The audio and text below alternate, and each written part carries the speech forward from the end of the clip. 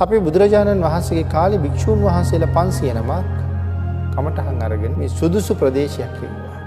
ආන් ඊයට දැනගන්න ලැබුණ මේ ප්‍රත්‍යන්තයක හිමාලි පැන් බොහෝම නිදහසේ ඉන්න පුළුවන් කැලෑවල් තියෙනවා. වන ලැබුවල්, ගංගාවල්, බණ භාවනා කරන පිරිසකට හොඳම නිශ්ශබ්ද ප්‍රදේශයක් තියෙනවා කියලා. උන්වහන්සේලා එහාට වැඩියා.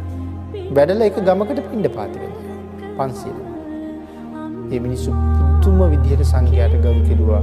මොකද නිතර සංඝයා දකින්න ඒගොල්ලන්ට ලැබෙන්නේ නැහැ. ඒ නිසා මේ සංඝයා ආරාධනා කළා වහන්සේලා මේ වස් කාලෙ මෙහි වස් වසන්ට. ඒ නිසා මේ කැලේම වහන්සේලා වස් වැසුවා. හැබැයි හරියට වෙලාවට වැඩ.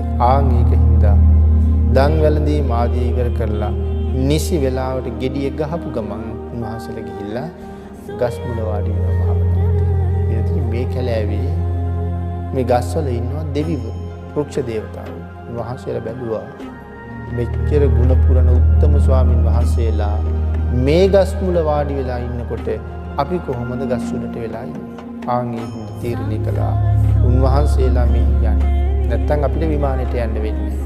දැන් ස්වාමින් වහන්සේලා භාවනා කරන්න පටන් ගත්ත ගමන් මේගොල්ලෝ විවිධ වෙස්මාරු කරගෙන ඇවිල්ලා උන්වහන්සේලාට පෙන්නනවා. යක්ෂයෝ වාගේ, තව භයානක සත්තු වාගේ, භයානක හඬවල් නගනවා. පපුව ගෙවුන තරම්ම බය.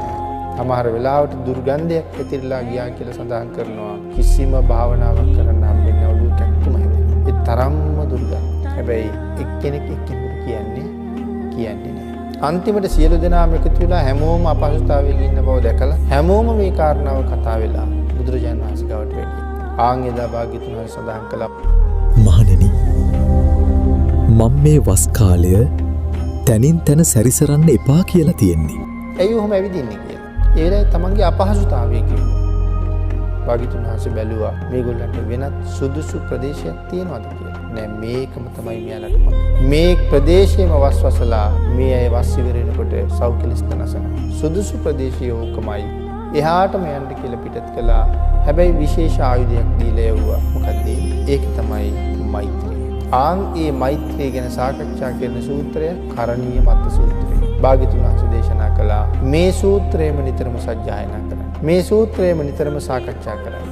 මේ සූත්‍රයම නිතරම බණ අහන්න. මේ සූත්‍රයම හැම වෙලාවෙම ජීවිතේ බවට පත් කරගන්න. උන්වහන්සේලා ඒ බුද්ධ වචනේ ඒ විදිහටම ක්‍රියාත්මක කළා.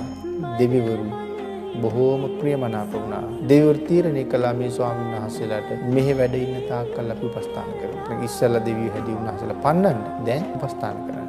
උන්වහන්සේලා අවසානයේ ඉවර වෙනකොටම සියලු දෙනා වහන්සේම මාර්ගඵල ලැබුවා.